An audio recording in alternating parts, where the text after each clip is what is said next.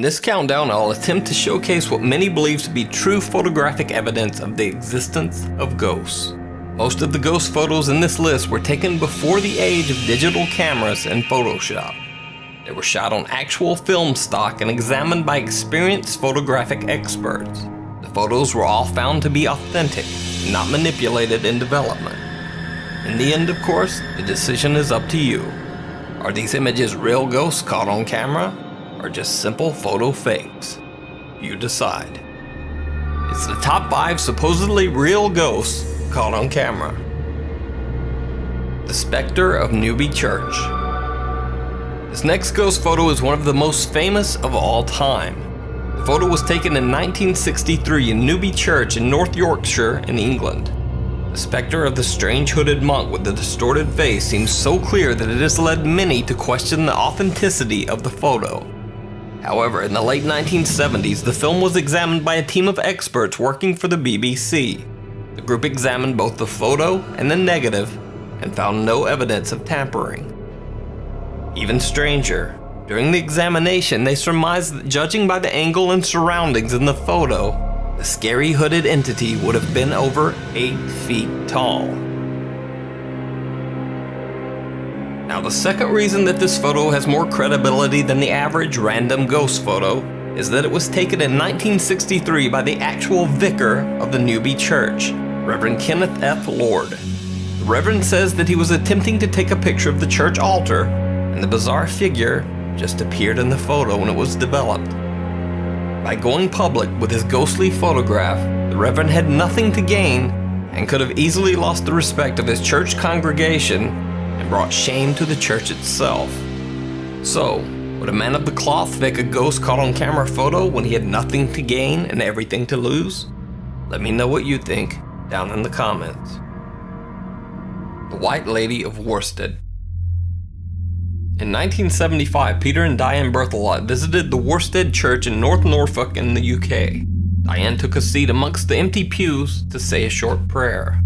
Her husband Peter snapped a candid photo of her as she sat and prayed. Later, when the film was developed, the couple was shocked to see the ghostly apparition of what appears to be a woman sitting behind Diane, dressed all in white, wearing a bonnet and old-fashioned clothing.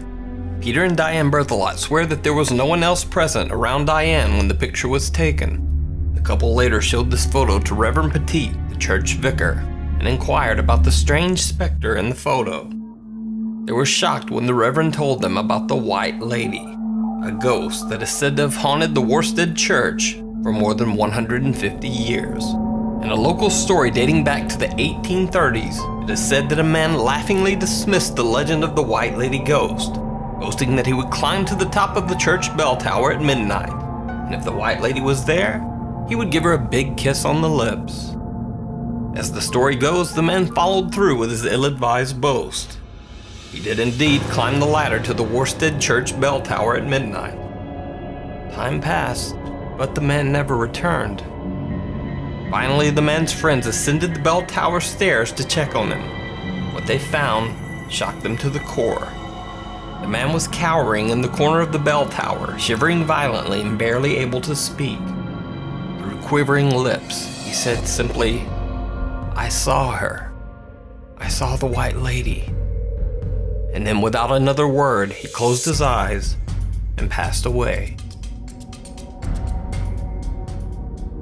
The Farm Boy Ghost of Hertfordshire, England. Neil Sandbach was photographing some scenic farmhouse shots to be used as the backdrop for a couple's wedding stationery. The couple were planning to have their wedding at the quaint, out-of-the-way farm the next week. Later, when Neil examined the series of photos that he had taken, he was shocked to see that one of the images seemed to contain the bright, glowing figure of a young boy who seemed to be staring back at Neil from around the corner of one of the buildings. Neil says that he is sure that there was no one else present at the farm when the photos were taken. Now, Neil was not sure exactly what had appeared in his photo. So before the wedding, Neil asked the staff of the farm if they had ever had any creepy or unexplained experiences while working there. Even though the farm staff had not seen Neil's spooky photo, and in fact didn't even know the picture existed, they all said that on many occasions they had each seen the figure of a young boy, dressed in old-fashioned white sleeping clothes and lurking around the barn. This is believed to be the spirit that Neil Sandbach photographed. But what do you think? Is it a real ghost caught on camera, or just some careful photo manipulation by an experienced photographer? The Chico Ghost Truck. Roy, a California policeman, found an old abandoned truck on Honey Run Road in Chico, California. He took pictures of the truck for the purpose of logging the vehicle into police records so that it could be towed away. Later, when Roy checked his photos, he was shocked to see the clear image of a face staring back at him from the passenger seat of the truck. Roy swears that there was no one around when he took his pictures, and the man's likeness did not appear in any of his other photos. Most disturbing is the strange, piercing look that the man appears to be giving Roy as the picture is taken. But what do you think? Is this a real ghost caught on camera, or just a bizarre reflection from the midday sun?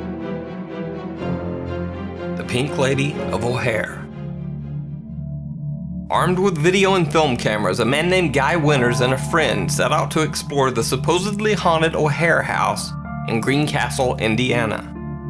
The two men spent 2 days exploring and filming the house.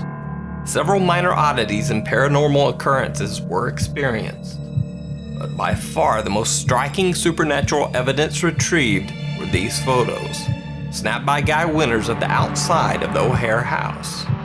This first photo is the blurry picture of what appears to be a woman standing in the front doorway, staring out at the photographer. The second picture, another blurry manifestation looking out a downstairs window. But what truly baffled paranormal researchers is this series of photos taken of an upstairs bedroom. It shows 3 photos of what has come to be called the Pink Lady of O'Hare House.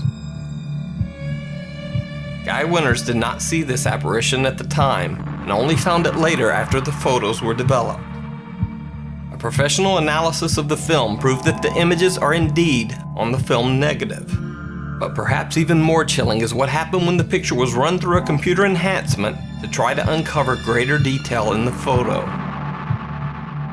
When enhanced, the photo looks like a skull encased in the ghastly apparition of a human body.